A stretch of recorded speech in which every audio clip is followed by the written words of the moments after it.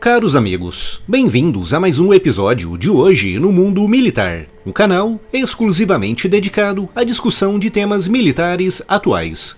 Neste vídeo responderei uma pergunta que foi muito repetida aqui no canal: por que o Chile e outros países, incluindo o Brasil, precisam de permissão dos Estados Unidos para atualizarem os seus caças e outros equipamentos militares?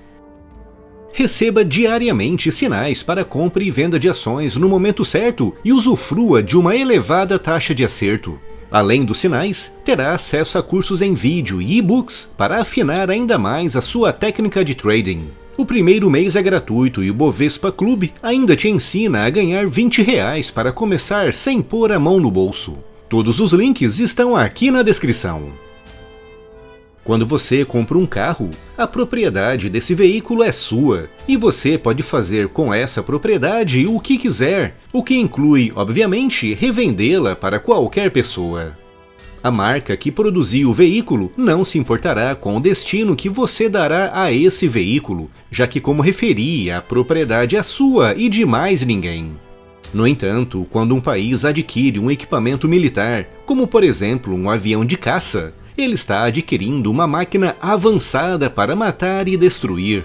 E por isso, o país que a construiu vai se preocupar, e muito, com o destino que o país comprador dará para esse equipamento. Hoje em dia, há uma infinidade de tipos diferentes de contratos envolvendo a venda de equipamentos militares.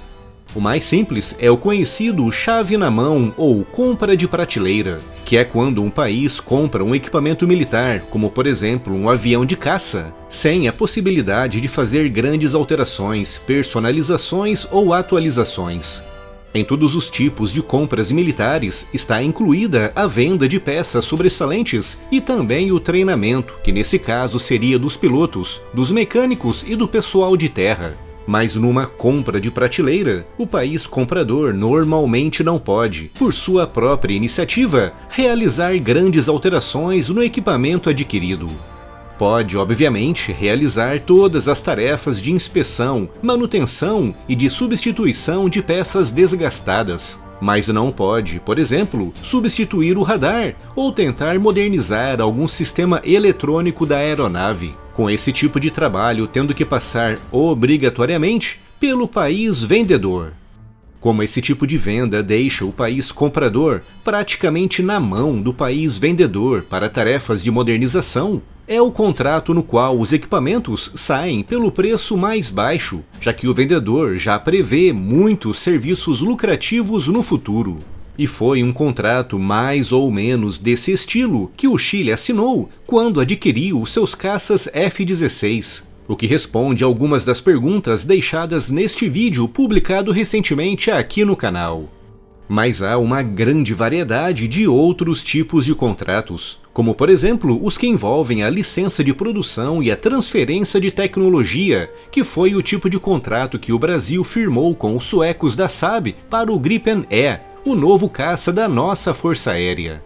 Quando um país vendedor assina um contrato desse tipo com um país comprador, ele está dando ao comprador uma grande liberdade para fazer o que quiser, tanto em termos de modernização como de personalização, sem que o país vendedor tenha que ser consultado ou contratado, já que o país comprador adquiriu também algumas das tecnologias desse equipamento. E por isso, como já devem ter deduzido, é o tipo de contrato onde os equipamentos saem pelo preço mais elevado. E de fato, cada Gripen E adquirido nesse primeiro lote pela nossa FAB saiu por quase o dobro do preço de um F-35A numa venda de prateleira.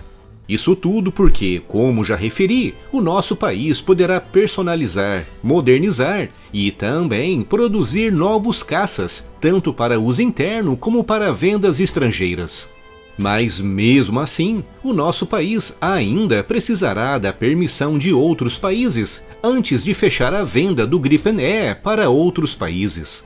Na verdade, até a própria Suécia, que projetou e que é dona do Gripen E, precisa da permissão de outros países para vender o seu Gripen E, já que esse caça tem tecnologias que pertencem a outros países. Por exemplo, o motor do caça pertence à General Electric americana, E o radar foi projetado pelos italianos da Leonardo. Por isso, sempre que os suecos e agora nós, brasileiros, quisermos vender o Gripen E para algum outro país, teremos obrigatoriamente que pedir permissão, pelo menos para os Estados Unidos e para a Itália, já que, como referi, esse caça emprega componentes desses países. Outro exemplo que ajuda a entender isso é o caso do nosso A-29 Super Tucano, projetado e construído pela Embraer. Como essa aeronave emprega um motor da Pratt & Whitney, uma empresa que pertence à gigante americana Raytheon, sempre que o Brasil quer vender o Super Tucano para algum país, tem primeiro que consultar os Estados Unidos, já que a aeronave emprega componentes que usam tecnologias que pertencem a empresas americanas. Isso tudo tem um objetivo bastante óbvio: evitar que tecnologias militares caiam em mãos inimigas. E os Estados Unidos aprenderam isso da pior forma possível quando, no início dos anos 70, venderam 80 caças F-14 Tomcat para o Irã, um país que, naquela época, estava bastante alinhado com o Ocidente. Com tudo mudando em 1979, quando uma revolução extremista islâmica varreu o país, transformando-o numa ditadura religiosa totalmente anti-ocidental. Com esse novo Irã anti-ocidental, armado com quase 80 caças F-14 novinhos em folha. A Rússia também é famosa por encher os seus contratos militares com cláusulas protegendo as suas tecnologias. Por exemplo, a Índia produz o blindado T-90 sob licença da Rússia, mas é proibida de revender esses blindados para países como os Estados Unidos, sob risco de sofrer pesadas sanções e de ter que pagar pesadas multas. A única forma de um país não pedir permissão para outro país antes de vender equipamentos militares para o estrangeiro é desenvolver tudo em casa, o que no caso de um caça seria o motor, o radar e todos os outros sensores, sistemas de controle de tiro e toda a eletrônica envolvida nas comunicações e no gerenciamento da aeronave. Algo que, nesse momento, apenas grandes potências militares conseguem fazer mesmo a 100%. As tecnologias militares custam muito dinheiro para serem desenvolvidas, e por isso os países donos dessas tecnologias tentam protegê-las o melhor que podem. Se assim como eu, você é fascinado pelo militarismo, na loja do canal encontrará produtos especialmente pensados para você. Camisetas, canecas, bonés, itens com estampas exclusivas. E além de comprar aquele presente especial, ainda estará apoiando diretamente o projeto do Hoje no Mundo Militar. O link da loja está aqui na descrição.